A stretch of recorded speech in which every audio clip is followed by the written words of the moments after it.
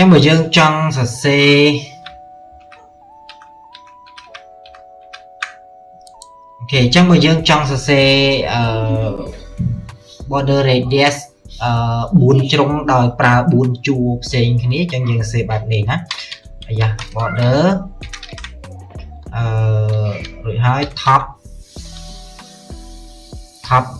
នេះយក top left radius ណា top left radius គឺនៅខាងលើហើយផ្នែកខាងឆ្វេងណាចឹងខ្ញុំដាក់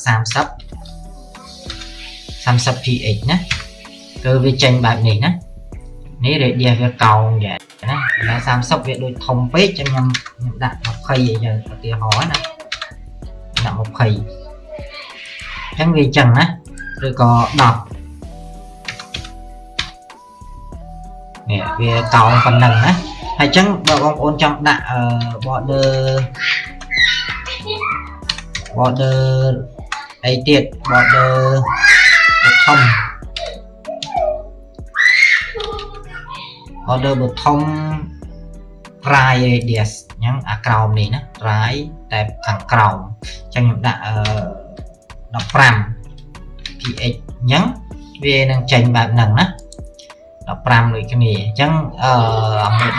15ចឹងបងប្អូនចង់សរសេរទាំង4បន្ទាត់ចង់សរសេរខាងនេះអញ្ចឹងបងប្អូនសរសេរតាមការច្នៃចង់បានទៅគឺសរសេរ4បន្ទាត់តែម្ដងណា